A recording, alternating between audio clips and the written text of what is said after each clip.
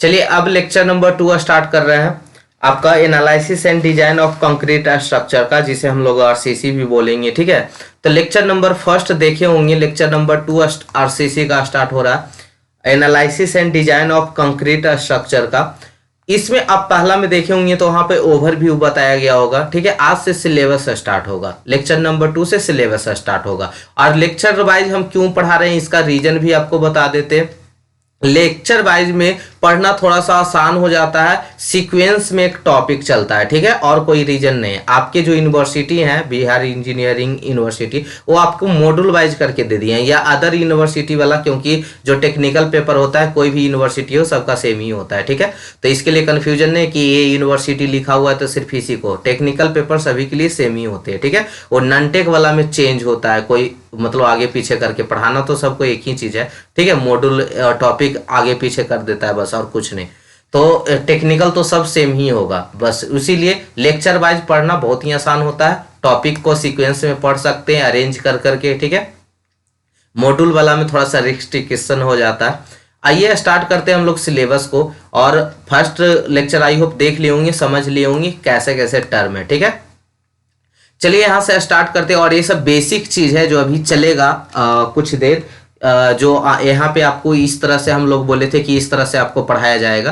पहले इंट्रोडक्शन करवाया जाएगा, ठीक है, फिर बीम स्टार्ट होगा। तब बीम है जो आपका मोस्ट इंपॉर्टेंट है, यहाँ से न्यूमेरिकल स्टार्ट होगा। ठीक है, यहीं से न्यूमेरिकल स्टार्ट होगा जो आपके एग्जाम में पूछे जाएंगे। लेकिन जो इंट्रोडक्शन पार्ट है 5 to 43 पेज नंबर, यहाँ तक आपका टोटली थ्योरी चलेगा। और ऐसा नहीं कि इंपॉर्टेंट नहीं है, बहुत इंपॉर्टेंट ये भी है। ठीक है, यानी यहाँ पे कुछ भी ऐसा नहीं रहेगा जो इंपॉर्टेंट नहीं रहेगा, क्योंकि टेक्निकल पेपर है, यहाँ हर एक वर्ड इंपॉर्टेंट रहेगा। ठीक है, तो हाँ ये है कि इंट्रोडक्शन पार्ट में थोड़ा सा स्पीड रहेगा। ठीक है, स्पीड से खींचेंगे, लेकिन यहाँ आके बहुत ही स्लो हो जाएंगे, आपको एक एक टर्म समझा कर चलेंगे। ठीक है, तो इंट्रोडक्शन है तो इसको थोड़ा सा खींचते हैं, 1-2 लेक्चर में खत्म करते हैं इसको।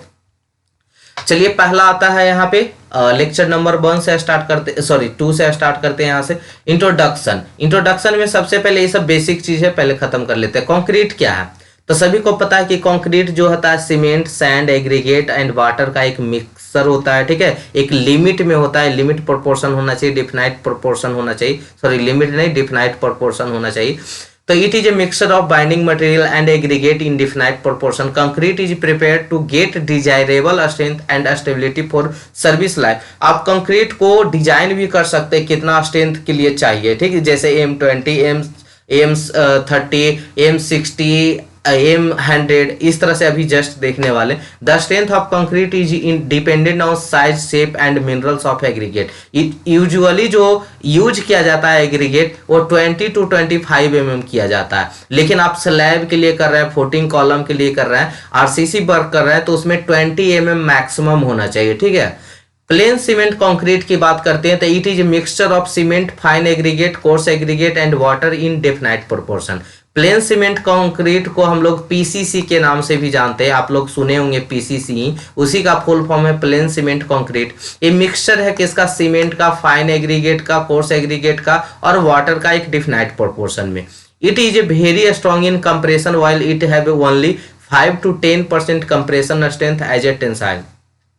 ये बताया जा रहा है कि जो कंक्रीट है वो कंप्रेसिव स्ट्रेंथ देता है। कंप्रेसिव सब जानते होंगे दबाया हुआ, ठीक है, और टेंसाइल खींचा हुआ। ठीक है, मतलब हिंदी अगर हम टेंसाइल और कंप्रेसिव की बताना चाहें तो कंप्रेसिव मतलब दबा, जैसे ये है तो ये क्या है, कंप्रेसिव फोर्स है। ठीक है, और ये आपका क्या है, टेंसाइल फोर्स है, टेंसाइल फोर्स और कंप्रेसिव फोर्स। ठीक है, तो यहाँ पे जो कंक्रीट है वो कैसा स्ट्रेंथ देता है आपको, कंप्रेसिव स्ट्रेंथ देता है। टेंसाइल में भी स्ट्रेंथ होता है लेकिन बहुत ही नेग्लिजिबल होता है, उसको हम 0 भी एज्यूम करके चलते हैं, लेकिन 5 to 10% of compressive strength.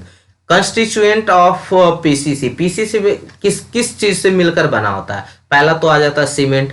Cement क्या है, it is a binding material. ठीक है, फाइन एग्रीगेट क्या है, it is act a filler and help in formation of strength. तो सीमेंट, फाइन एग्रीगेट, एक आएगा कोर्स एग्रीगेट। ठीक है, coarse it gives strength to the mix mainly compressive, bending, shear and bearing. Water, it is a used reactor in cement and act as a lubricant. आपको बताया गया था कि 38% में 22.5% हीट ऑफ हाइड्रेशन का काम करता है वाटर, बाकी वाटर जेल वाटर के काम करता है, यानी वर्कबिलिटी के लिए। ठीक है, तो वाटर को मिक्स करना जरूरी है, तो तभी तो सीमेंट रिएक्ट करता है, हीट ऑफ हाइड्रेशन उसमें आता है। ठीक है, जनरली जो हम एग्रीगेट यूज करते हैं 22-25 mm का करते हैं। Aggregate are use but in cement concrete. अगर सीमेंट कंक्रीट स्ट्रक्चर है, slab, beam, column and footing, तो मैक्सिमम साइज ऑफ एग्रीगेट जो है आपको कितना यूज करना है, 20 mm ही करना है। क्लियर, एक आपका एसएससी जेई का क्वेश्चन है। ठीक है, उसी को नोट में यहाँ पे लिखा हुआ। अब आते हैं रिइंफोर्समेंट सीमेंट कंक्रीट के बारे में। रेनफोर्समेंट सीमेंट कंक्रीट जो आरसीसी है, ठीक है, आरसीसी क्या होता है, पीसीसी में ही आप जो प्लेन सीमेंट कंक्रीट पढ़े थे, प्लेन सीमेंट कंक्रीट क्या था, सीमेंट सैंड एग्रीगेट का मिश्रण था। उसी में अगर आप स्टील ऐड कर देते, स्टील के जगह आप दूसरे मटेरियल को भी यूज कर सकते थे, लेकिन करते हैं नहीं। क्यों नहीं करते हैं, क्योंकि थर्मल एक्सपेंशन भी देखा जाता है। कोएफिशिएंट ऑफ थर्मल एक्सपेंशन जो स्टील और कंक्रीट का है, दोनों का लगभग सेम होता है, इसलिए यूज करते हैं। फ्यूचर में अगर तो दूसरा फाइबर किसी अदर फाइबर का खोज कर लेते हैं, तो आप उसको यूज कर सकते हैं, लेकिन फिलहाल में जो अपना है वो स्टील ही है। तो it is a composite mix whose tensile as well as compressive strength. एक कंक्रीट का भी जान रहे थे कि कंक्रीट में टेंसाइल स्ट्रेंथ कंप्रेसिव स्ट्रेंथ होता है। इसमें अगर हम स्टील यूज कर लेंगे तो हम जानते हैं स्टील जो होता है वो टेंसाइल स्ट्रेंथ देता है। स्टील कैसा स्ट्रेंथ देता है, टेंसाइल स्ट्रेंथ, और कंक्रीट में कंप्रेसिव स्ट्रेंथ है, तो दोनों यहाँ पे स्ट्रेंथ आ जाएगा। जब स्ट्रक्चर पे आपको कंप्रेसिव स्ट्रेंथ आएगा तो ये कौन बियर करेगा, कंक्रीट करेगा, और टेंसाइल तो स्टील कर लेगा। तो it is composite mix whose tensile as well compressive. और देखिए, अभी बात शुरू में ही स्टार्टिंग में बता देते थे कि इंट्रोडक्शन है, इसलिए अभी थोड़ा सा हम तेज रफ्तार में चलेंगे। तेज रफ्तार का मतलब कि उतना डिटेल में, क्योंकि मेरा समझाना 2-3 बार एक ही चीज को जरूर होता है अगर डिटेल में पढ़ा है। और इसमें क्या होता है, जब थोड़ा सा स्पीड पकड़ते हैं तो एक बार समझाते हुए निकल जाते हैं। ठीक है, समझाने में कोई कमी नहीं रहता है, बस एक बार समझा कर निकल जाते हैं। और डिटेल में पढ़ाते तो, क्योंकि आप लाइव क्लास तो है नहीं कि उधर से क्वेश्चन पूछ सकते हैं, तो हम ही 1-2 बार रिपीट कर देते हैं और डिटेल में और पीछे बैकग्राउंड उसका भी बताते हैं ना, यही सब होता है। ये सब बेसिक है, ये सब को बताना भी उतना इम्पोर्टेंट नहीं है। ठीक है, मतलब कंपलसरी नहीं है, क्योंकि आप एक बार में भी आसानी से समझ सकते हैं, क्योंकि इसमें कुछ है नहीं। It is a composite mix whose tensile as well as compressive strength is. जिनको लगता है कि मेरा वीक है, हमको और थोड़ा सा समझना चाहिए, तो कोई दिक्कत नहीं है। अभी जब समझाने की चीज आएगा हम खुद समझाना स्टार्ट कर देंगे डिटेल में। ठीक है, अभी भी समझा रहे हैं, बस थ्योरी पार्ट है, एक बार देखते जाइए। It is a composite mix whose tensile as well as compressive strength is improved by embedment of fibre. जब आप कंक्रीट में, पीसीसी में जब फाइबर को डालते हैं, फाइबर के जगह हम स्टील यूज कर रहे हैं। ठीक है, तो जनरली स्टील बारी यूज्ड एज ए फाइबर के रूप में अभी हम क्या यूज कर रहे हैं, स्टील यूज कर रहे हैं। स्टील क्या करता है, improve strength of cement concrete and induce ductility to the member. Ductility अगर स्टील देने से क्या होता है, डिफ्लेक्शन, मोर डिफ्लेक्शन होता है, जो हमको फेलवर होने से पहले बर्निंग देता है ना। In RCC structure, fire resistance is due to cement concrete, although steel is not fire resisting material. अगर आपको फायर रेजिस्टिंग मटेरियल बनाना है स्ट्रक्चर, तो आपको जो मिनिमम थिकनेस ऑफ बाल होना चाहिए और विड्थ होना चाहिए बीम का, वो कितना होना चाहिए, 200 mm होना चाहिए। The steel bar in RCC slab also resist, जो आपका स्टील डालते हैं सीमेंट कंक्रीट में, वह स्टील आपको श्रिंकेज ऑफ क्रैक को and avoid the propagation of crack. ठीक है, मतलब क्रैक होने से बचाता है आपका। और अगर क्रैक और कवर की भी बात करेंगे, ठीक है, कवर की भी बात करेंगे आगे। Comparison of RCC and PCC, RCC और पीसीसी में कंपेरिजन कीजिए, तो कंपेरिजन तो आसान है। In RCC design all the tension is carried by reinforcement. आप जानते हैं कि जो जितने भी टेंसाइल फोर्स आने वाले सबको, सभी के सभी कौन रजिस्ट करेगा, रेनफोर्समेंट करेगा। और कंप्रेसिव स्ट्रेंथ आएगा तो उसको कौन, कंक्रीट। ठीक है, तो अच्छा, अगर आप कंक्रीट है उसमें टेंसाइल की बात करें तो वो 0 होगा। ऐसे तो कुछ परसेंट होता है, लेकिन उसको हम नेग्लिजिबल मान के चलते, 0 मान के चलते हैं। ठीक है, मेरे कहने का मतलब कि आप जानते हैं कि कंक्रीट कैसा स्ट्रेंथ देता है, कंप्रेसिव स्ट्रेंथ देता है। टेंसाइल इसमें कितना होगा, तो ऐसे तो 5 to 10% होता है, 5 to 10%, लेकिन यहाँ पे हम लोग एज्यूम करेंगे 0 उसको, ठीक है। In RCC design all the tension is carried by reinforcement, जितना भी टेंसाइल है वो कौन ढोता है, कौन कैरी करता है, reinforcement. Therefore in design tensile strength of concrete वो 0, ठीक है, एज्यूम करेंगे, लेकिन ऐसा होता नहीं, कुछ होता है, ठीक है। Due to embedment of steel bar ductility of member improve, bar देने से यानी स्टील देने से क्या होता है, डक्टिलिटी इंप्रूव होता है because of it so large deflection, जिसके कारण लार्ज डिफ्लेक्शन देखने को मिलता है। और लार्ज डिफ्लेक्शन का मतलब क्या होता है, large deflection safely of a structure improve because it gives warning prior failure होने से पहले ये आपको वार्निंग देता है कि स्ट्रक्चर अब गिरने वाला है। ऐसे बोल के नहीं देता है कि भागो भाई अब हम गिरेंगे, ऐसा नहीं देता है। आपको देखना होता है कि अब स्ट्रक्चर गिरने वाला है, ठीक है, आपको वार्निंग दे देता है। और अगर ये डक्टिलिटी नहीं रहेगा तो क्या होगा, अचानक से आपका घर गिर जाएगा, पता भी नहीं चलेगा क्रैक आया था कि आपको डिफ्लेक्शन दिया था कि नहीं दिया था। ये सब जब डिजाइन करेंगे तो और इस पे चर्चा चलेंगे हम लोग, ठीक है। The crack in the member should be in a limit up to 0.3 mm, 0.3 mm से ज्यादा क्रैक नहीं आना चाहिए, ठीक है, माइल्ड एक्सपोजर कंडीशन में। ग्रेड ऑफ कंक्रीट की बात करते हैं, it is the quality of concrete in term of compressive strength. सभी को पता है कि जो कंक्रीट है वो क्या देता है, कंप्रेसिव स्ट्रेंथ देता है। Compressive strength is the most important parameter, जो कंक्रीट का जो मोस्ट पैरामीटर है वो क्या है, compressive strength of which will define all the other strength such as bending strength, shear strength, split tensile strength. ये आप मटेरियल टेस्टिंग एंड इवोल्यूशन में भी पढ़ाए थे, वहां पे टेस्ट भी समझाए थे। This test is conducted by UTM and CTM, universal testing machine और कंप्रेशन टेस्टिंग मशीन। उसमें हम लोग क्या करते थे, 150 into 150 into 150 का एक क्यूब लेते थे और क्यूब को टेस्ट करते थे। The cube is tested after 28 days, 28 दिन के बाद टेस्ट करने के बाद उसका जो कंप्रेसिव स्ट्रेंथ होना चाहिए एट ए स्ट्रेंथ 0.02, इसको प्रूफ स्ट्रेंथ के नाम से जाना जाता है। प्रूफ स्ट्रेंथ कौन हो गया, 0.002, ठीक है। ऑन द बेसिस, इसका कर्व में देखेंगे हम लोग, on the basis of use of concrete it is divided into 3 categories.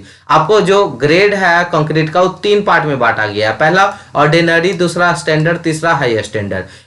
M20 first में जो ऑर्डिनरी है उसका जो वैल्यू होगा M10 to M20, स्टैंडर्ड का M25 to M60 और हाई स्टैंडर्ड का M65 to M100। ये बताता क्या है आपको, हम फर्स्ट बार ही बता दिए थे कि M10 का मतलब होता है 10 न्यूटन पर मीटर स्क्वायर, इसका कैरेक्टरिस्टिक स्ट्रेंथ होगा किसका, कंक्रीट का। अगर आप M10 का ग्रेड का कंक्रीट बना रहे हैं तो उसका जो स्ट्रेंथ होगा 10 न्यूटन पर mm स्क्वायर होगा। क्लियर। एज पर IS 456 2000 456/2000 का कोड जो है वो आपको, ये अभी आरसीसी भेजा हुआ आपके ग्रुप में भेजे थे, उसको निकलवा लीजिएगा, ये बहुत यूज आएगा, ठीक है। एग्जाम में आपका ये लॉ रहता है, एग्जाम में आप ले जाइएगा इसको, ठीक है। द मिनिमम जो बताया था, अगर हम अकॉर्डिंग टू IS 456 2000 के अकॉर्डिंग बात करें तो जो आपको आरसीसी में ग्रेड यूज करना है, मिनिमम ग्रेड कितना यूज करना है, M20 का। M20 से कम ग्रेड का यूज नहीं कर सकते किसमें, आरसीसी में। मैक्सिमम ग्रेड की बात करें तो M60 है, लेकिन इसके पहले IS कोड आपका जो था 456 1978 का, उसमें बताया गया था M40 मैक्सिमम ग्रेड, ठीक है। लेकिन अभी जो फिलहाल में आपका है IS कोड 456 2000, उसमें मिनिमम ग्रेड M20 और मैक्सिमम ग्रेड M60। अगर आपको क्वेश्चन में कुछ नहीं लिखा हुआ है कि कौन से कोड के अकॉर्डिंग, जैसे क्वेश्चन आ जाएगा कि आरसीसी में हम मिनिमम ग्रेड कितना यूज करते हैं, वहां पे कोड नहीं लिखा हुआ है तो 2000 वाला ही मानेंगे, ठीक है। नहीं कोई लिखा हुआ तो 2000 वाला, लिखा रहे 2000 वाला तो और 100% कंफर्म है। लेकिन नहीं कुछ लिखा रहे 78 वाला तो फिर 78 के अकॉर्डिंग आंसर करेंगे। लेकिन अब ऐसा नहीं पूछा जाता है, मोस्टली अब 2000 के अकॉर्डिंग ही पूछा जाता है, ठीक है। Minimum grade of concrete in RCC structure under coastal environmental sea source के किनारे तो M30 यूज करेंगे। The minimum concrete of concrete under severe freezing और थॉइंग कंडीशन है, जहां पे मतलब पानी जम जाता है। अगर आपका कोई जैसे होल रह गया, उसमें वाटर जाने के बाद जम जाएगा तो उसका मतलब एक्सपेंड करता है, डेंसिटी बढ़ता है उसका, ठीक है। तो उसमें आपको जो मिनिमम ग्रेड का यूज करना है, इसके बारे में भी जस्ट एक टेबल में समझाने वाले हैं कि कोस्टल इन्वायरमेंटल और फ्रीजिंग थॉइंग कंडीशन हो या सीवियर हो, रेनफॉल हैवी हो, ठीक है, M35 यूज करेंगे। ड्यूरेबिलिटी ऑफ कंक्रीट की बात करें, ड्यूरेबिलिटी का फिजिकल मीनिंग आप समझते होंगे। ड्यूरेबिलिटी क्या होता है? टिकाऊ, शायद उसका हिंदी टिकाऊ ही होता है। हाँ, टिकाऊ ही होता है। ड्यूरेबिलिटी का मतलब क्या होता है? टिकाऊ। तो ड्यूरेबिलिटी ऑफ कंक्रीट के बारे में बात कर रहा है। तो durability of concrete is high affected with exposure condition. ये किस पे डिपेंड करता है? एक्सपोजर कंडीशन पे करता है कि आप जो कंक्रीट स्ट्रक्चर बनाए वो कैसा एक्सपोजर करने, मतलब इन्वायरमेंट से कैसे है, रेनफॉल वहाँ ज़्यादा होता है कि समुद्र के किनारे है, कि रेनफॉल कम होता है, कि पानी में ही डूबा हुआ स्ट्रक्चर है, ठीक है। तो ये सब पे डिपेंड करता है, उसको अभी जस्ट समझाने वाले। To maintain concrete durable sufficient amount of grade should be preferred in concrete in RCC structure, then sufficient amount of cover should be provided. और इसमें कवर की बात करेंगे, कवर कितना होना चाहिए, ठीक है। तो आइए, एक्सपोजर कंडीशन क्या है कि द इन्वायरमेंटल, जस्ट अभी देखिए एक्सपोजर कंडीशन, कवर, यही दोनों को यहाँ पे जस्ट समझने वाले, यहाँ पे देखिए यही टेबल में, ठीक है। इसलिए इसको आगे समझते हैं, ठीक है। जो ड्यूरेबिलिटी ऑफ कंक्रीट में दो तरह का बात देखने को मिला, एक कवर मिला, एक एक्सपोजर कंडीशन, दोनों को टेबल में समझते हैं। तो पहले तो समझ लेते हैं एक्सपोजर कंडीशन है क्या। तो इन्वायरमेंटल कंडीशन, जो आप अभी बोल रहे थे ना कि स्ट्रक्चर कैसा है आपका, पानी में डूबा हुआ है कि एक समुद्र के किनारे है कि वहां पे ज्यादा वर्षा होता है, ठीक है। तो the environmental condition in which concrete is expose during its service life is known as exposure condition. On the basis of condition they are categorise, mild है, मॉडरेट है, सीवियर है, वेरी सीवियर है, एक्सट्रीम है, उसी को divide कर दिए अलग अलग नामों से, ठीक है।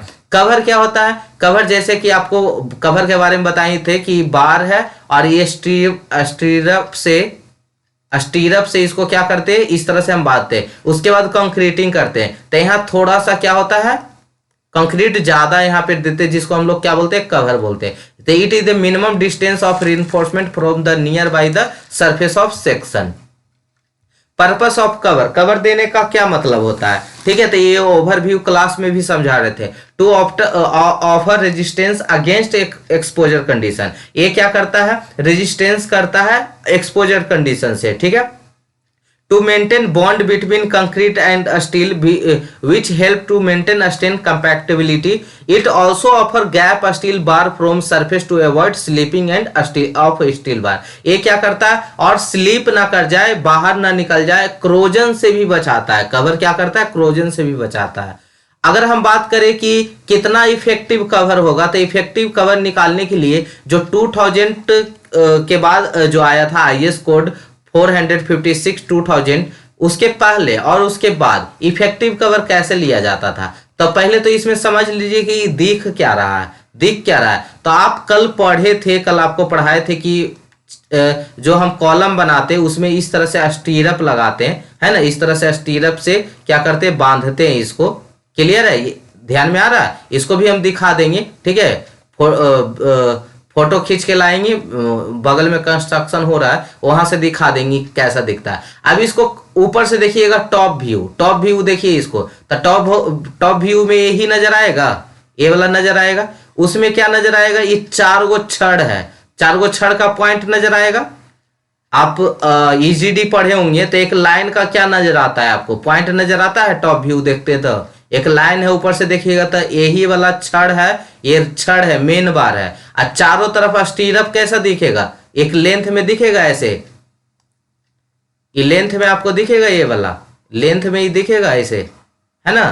तो यही है, ठीक है। तो क्लियर कवर क्या होता है, तो क्लियर कवर होता है ना, जो छड़ है, छड़, इसको हम फोटो खींच के लाते हैं तो बड़ा मजा आता है इसको समझाने में, ठीक है, क्योंकि वहां पे देखते हैं आप डायरेक्ट। तो कोई बात नहीं, अभी समझ लीजिए, इसको हम दिखाएंगे एक बार फोटो में। तो समझिएगा, ये 4 आपका छड़ था ना, अब 4, 6, 8, 10, 12 जो भी यूज करना है यूज कर सकते हैं, वो स्ट्रेंथ के अकॉर्डिंग हम लोग करते हैं। तो यहाँ पे जो एक कंक्रीट जो होगा आपको कवर जो था, तो इस छड़ से इस बीच के दूरी को हम लोग क्या बोलते हैं, क्लियर कवर बोलते हैं, जो स्टीरअप यहाँ से दिया हुआ है, ठीक है। तो इफेक्टिव कवर किसको किसको लेते हैं, तो क्लियर कवर, इतना दूर क्लियर कवर हो गया, अब प्लस मेन बार जो है आपका बार है यहाँ पे उसका आधा, ठीक है। मेन बार के डायमीटर, फाई यहाँ क्या डिनोट कर रहा है, डायमीटर, उसके डायमीटर, मेन बार का डायमीटर का आधा क्लियर कवर, ठीक है। यहाँ पे फिर से हम फिगर बनाना चाहेंगे, यहाँ पे देखिए इस तरह से है, और इसके बीच में क्या रहेगा, एक सेकेंड, दूसरे पेन से कलर करते हैं इसको।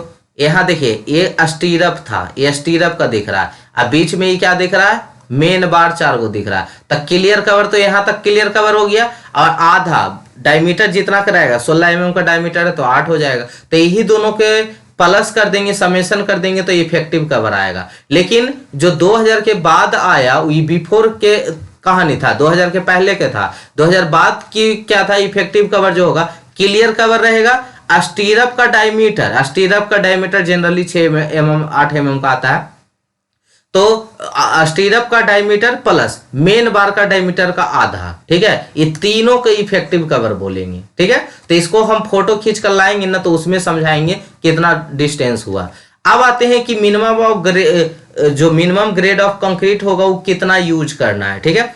तो एक्सपोजर कंडीशन माइल्ड स्टील रहे, मॉडरेट रहे, तो माइल्ड किसको कहते हैं, जब structure protect from normal rainfall, अगर आपका स्ट्रक्चर प्रोटेक्ट कर रहा है नॉर्मल रेनफॉल से, तो उसको हम लोग माइल्ड कंडीशन बोलते हैं, जिसमें मिनिमम ग्रेड ऑफ कंक्रीट कितना यूज करना है in RCC M20, clear cover कितना होगा 20 mm, मिनिमम सीमेंट कंटेंट जो इसका है 300 kg पर मीटर क्यूब, ठीक है, और minimum grade of concrete PCC यहाँ पे नील है। मॉडरेट की बात करें, मॉडरेट मतलब structure protect from severe rainfall, severe rainfall से protect, fully immersed in water, ठीक है, फुल्ली इमर्ज्ड हो किसमें, वाटर। तो कितना होगा इसका आरसीसी का जो ग्रेड यूज करना है M25, आपका ये क्लियर कवर जो होगा 30 mm, आपका जो सीमेंट कंटेंट होगा वो कितना होगा 300 kg पर मीटर क्यूब, अब पीसीसी M15, ठीक है, पीसीसी का जो ग्रेड करना है M15। सीवियर किस कंडीशन को कहते हैं, जब structure expose to severe rainfall, alternate wetting and dry in water, और दूसरा coastal environmental structure is fully immersed in sea water, या normal freezing and thawing condition, तब जो आरसीसी का grade M50, clear cover 45 mm, cement content 320 kg पर metre cube, और PCC का grade M20, clear. तो ये कंडीशन पढ़ लीजिएगा, पहले याद कर लीजिएगा, आपको एक बार याद करना पड़ेगा इसको कि माइल्ड रहता है तो कौन सा कंडीशन बनता है, तो structure protect from rainfall, moderate मतलब protect from the severe rainfall, ठीक है, या fully immersed in water. Severe मतलब क्या, मॉडरेट का मतलब हो गया, सीवियर का मतलब structure is expose to severe rainfall, या दूसरा पॉइंट है यहाँ पे देखिए लाइन से घेरा हुआ है, तो ये अलग अलग पॉइंट है, ठीक है, ये 3 पॉइंट में है, 3 पॉइंट में, पहला पॉइंट ये है, दूसरा पॉइंट ये, तीसरा पॉइंट है ये, चौथा 4 पॉइंट में। Structure is expose to severe rainfall मतलब वो सीवियर कंडीशन आएगा। Alternate wetting and dry in water, तो वो भी सीवियर में आएगा। Coastal environmental structure is fully immersed in sea water, severe condition. Normal freezing and थोवी कंडीशन, सीवियर कंडीशन। तो जो आरसीसी का ग्रेड इस कंडीशन में यूज करना है M30 का, क्लियर कवर 45 का, सीमेंट कंटेंट 320 kg पर मीटर क्यूब का, और पीसीसी में जो ग्रेड है M20 का। वेरी सीवियर मतलब alternate wetting and drying in sea water, पहला कंडीशन। दूसरा कंडीशन हो सकता है severe freezing and thawing condition, और तीसरा स्प्रे ऑफ सी वाटर। तो जो ग्रेड यूज करना आरसीसी का M35, clear cover 50 mm, cement content 340 kg पर मीटर क्यूब, और पीसीसी में ग्रेड M20 का।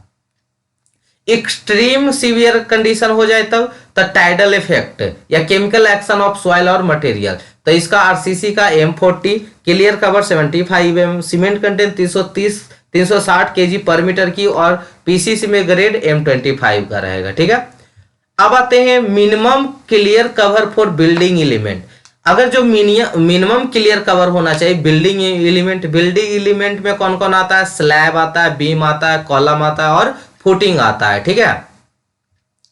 तो इसको नेक्स्ट क्लास में करें, कहाँ तक हो गया, चलिए इसको नेक्स्ट क्लास में करते हैं। Minimum clear cover for building element, ठीक है। तो यहाँ से लेक्चर नंबर 3 स्टार्ट करेंगे। क्लियर, चलिए, क्योंकि देखिए ज्यादा बड़ा लेक्चर करने पे थोड़ा सा बोर भी हो जाता है, ठीक है आदमी, इसलिए 25-30 मिनट मिनिमम लेकर चलेंगे, ठीक है।